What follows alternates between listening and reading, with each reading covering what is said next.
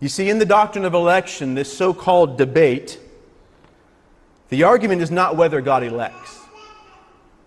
That's not the argument. It's not the debate.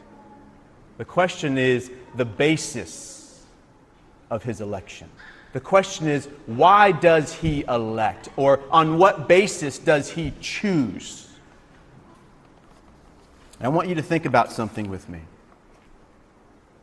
You have a group, an Arminian view, that says and believes God elects, but the reason or the basis He chooses, or the reason or the basis that He elects, is based on foreseen choosing of God.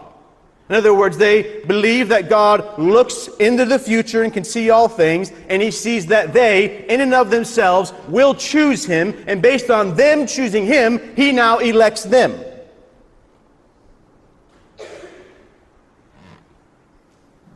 So the Arminian argues the basis of election is conditional. It's conditional upon that man, that woman choosing God.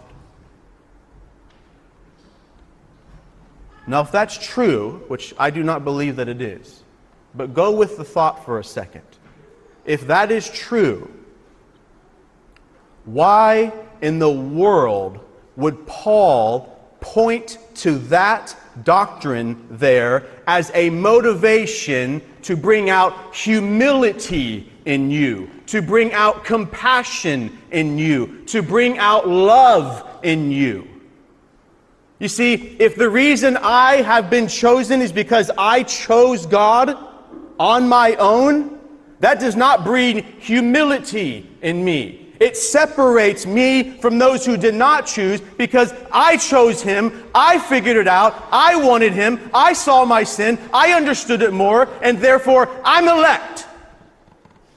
That's not motivation to bring me to a place of humility, of lowliness, of compassion, of patience with others, of forgiving of others, of loving of others. Amen. It doesn't make sense in the context. But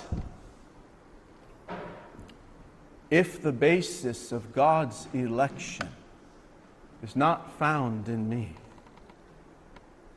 but rather in Him, if the basis of God's election is grace and mercy and the fact that He is love, and in His freedom He sets that love upon all the people He has set it upon are hell-deserving sinners. It's not that He looked at us and He saw something that just attracted us to Him, that He was wooed by us. Rather, He looked at us in our sin, in our filth, and then He chose to set sovereign grace upon us. And if that's true, I have no boast except for the grace of God in Jesus Christ.